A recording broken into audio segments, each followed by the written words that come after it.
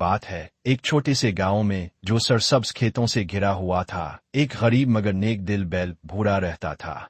भूरा एक बूढ़े किसान रामो के पास था, जिसके पास थोड़ी सी जमीन और खाने के लिए बमुश्किल अनाज होता था।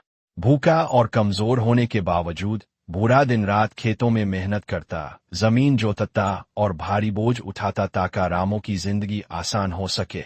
गांव की परेशानी, एक साल गांव में शदीद कहत पड़ गया। नदियां सूख गईं, फसलें मुरझा गईं और गांव के लोग भूख से परेशान हो गए।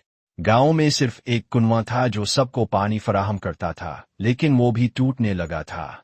इसके पत्थर थेले हो चुके थे और कोई भी इसे दुरुस्त करने के लिए इतना ताकतवर नहीं था।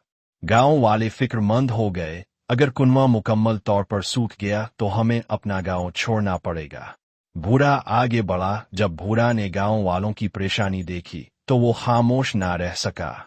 वो कुएं के करीब गया और अपनी पूरी ताकत से भारी पत्थरों को दोबारा अपनी जगह पर धकेलने लगा।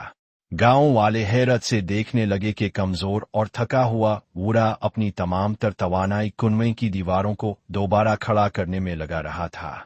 कई दिनों तक भूरा बगैर रुके काम करता रहा। इसके जिस्म जख्मी हो गए, जिस्म थकन से चूर था, मगर इसने हार नहीं मानी। इसकी हिम्मत देखकर गांव वाले भी मदद के लिए आगे बढ़ आए। वो पत्थर, मिट्टी और पानी लेकर आए और मिलकर कुएं को दोबारा तामीर करने लगे। एक मोजिज़ा हुआ। जैसे ही कुएं की मुरम्मत मुकम्मल हुई, आसमान पर काले बादल छा गए। बादल गिरजे और कुछ ही देर में मूसलाधार बारिश होने लगी। कुआं पानी से भर गया और गांव बच गया।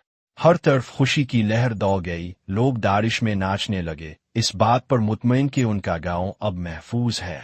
गांव वालों का शुक्रिया। रामो ने प्यार से भूरा को थपथपाया और कहा, तुम एक गरीब दिल हो, लेकिन तुम्हारा दिल सोने से ज्यादा कीमती है।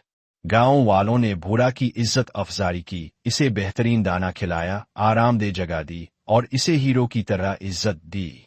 इस दिन